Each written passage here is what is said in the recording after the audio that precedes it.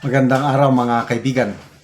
Bigyan natin ng reaction opinion itong article published sa Billionario News Channel. Pahayag ito ni DPWH Secretary Vince Dizon kung saan lumalabas na parang nagsisinungaling itong si Congressman Libeste sa una niyang pahayag tungkol sa Cabral Files. Kasi sabi ni Congressman Libeste, inauthorize Secretary Dizon, si late Yusek Cabral, na magkuha ng kopya si Libeste Cabral Files. Sinasabi ni Dizon, he is not authorized.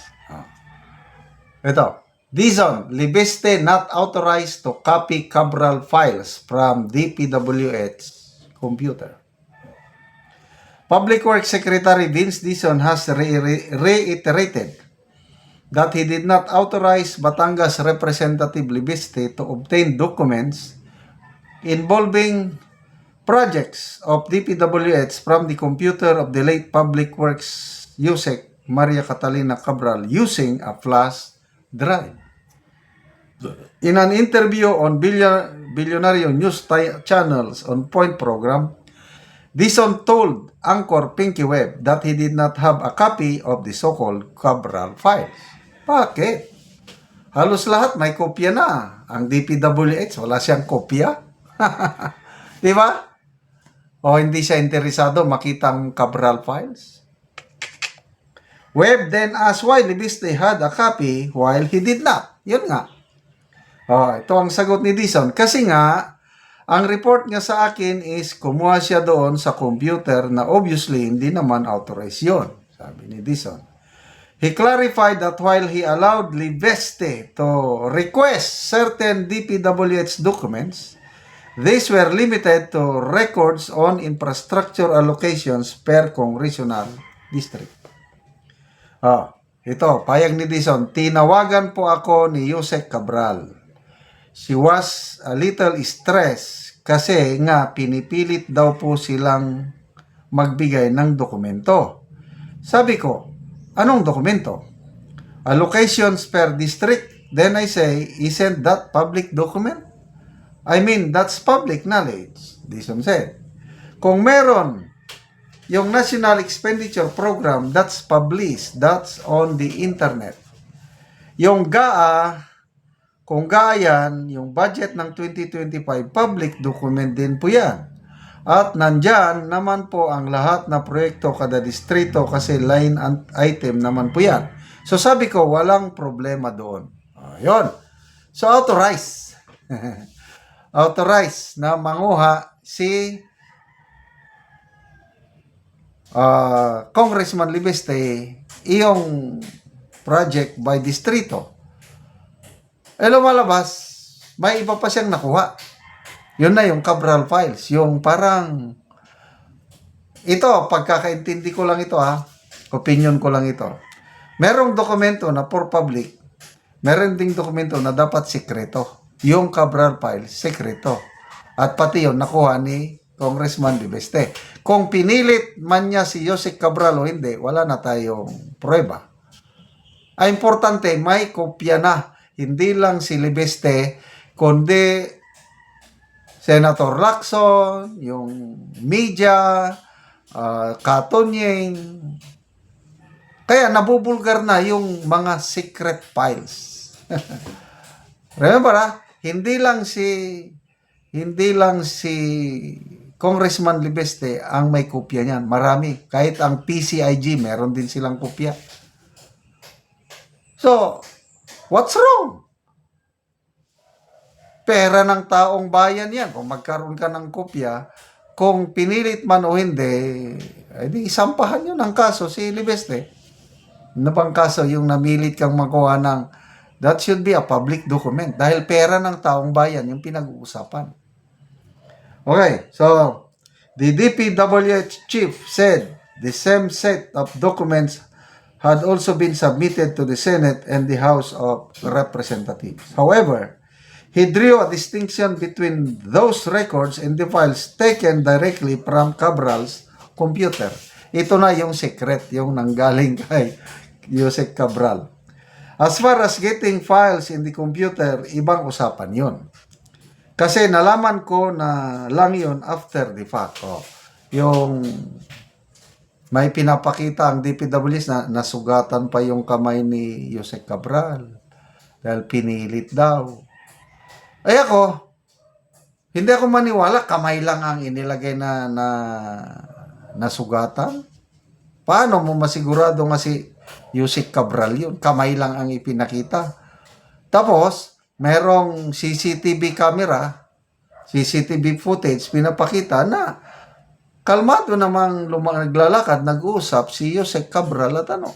Kaya, depende na sa taong bayan kung kanino kayo maniniwala. Kay Dizon ba o kay Libeste? As far as getting files in the computer, ibang usapan yon. Kasi nalaman ko na after the fact. Nang nangyari na, I got a report na yon nga may mga files na kinuha which have been disclosed and corroborated by the staff. Dizon said the files were now in the custody of the Office of the Ombudsman as part of the ongoing investigation into the alleged corruption of DPWH. So, sinasabi ng iba, wala daw kwenta yung Cabral files na yan. Example, si Senate President si Soto, do not waste time on it. Listahan lang yan sa kanto. Well, opinion lang yun ng Senate President. But pasalamat tayo kay Senator Lacson dahil to him, importante ang Cabral files. Kaya yung hearing nila, Blue Ribbon hearing bukas, isang tatalakayan yung Cabral files. Sana makaka-attend si Congressman Libeste. Kaya lang medyo natatakot siya kaya meron daw nagbabanta sa buhay niya. Kaya sabi niya, pag may nangyari sa akin, pag napatay ako, lahat ng dokumentong alam ko, lalabas lahat. Sana ilabas niya na lahat. Huwag niya nang hintayin may mangyari pa sa kanya. Eh, ang rason kasi niya, marami daw maapektuhan. Sige na kung, Libiste, para for the sake of transparency, ilabas nyo na lahat. Maapektuhan man kung sino-sino yung mga maapektuhan. So, ako excited na akong manood, makinig sa Blue Ribbon Committee hearing bukas. Salamat mga kaibigan sa inyong pagsubaybay sa ating channel. Nakakatulong kayo ng malaki sa tribong Talandig ng Bukidnon dahil ang sweldo natin sa channel na ito is pantulong sa tribo. Namimigay tayo ng libreng yero at pako para makapagpatayo sila ng mas maayos na tirahan. Panoorin niyo ang video na ito. Ay nangalamat mi sa Ginoo nga nakabalay mi. Dili mi makabalay og wala mi hinabangi sa impulsor.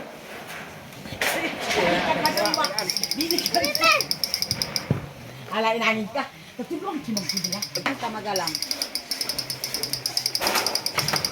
Kaya namin salamat sa iwa sa balay day in ang pigtulaan ang dayo. Ito ang basin na. Relax ka kan sa uda. Ayaw na kayo.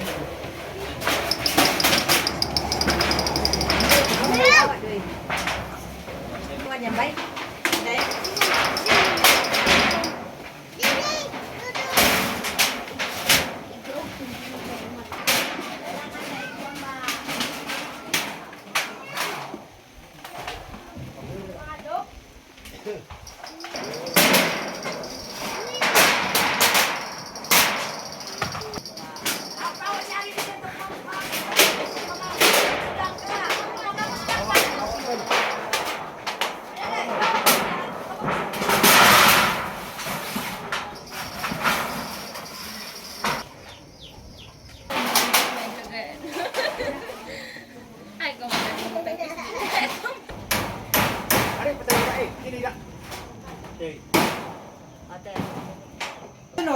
Karon managid ang balay ni Ante.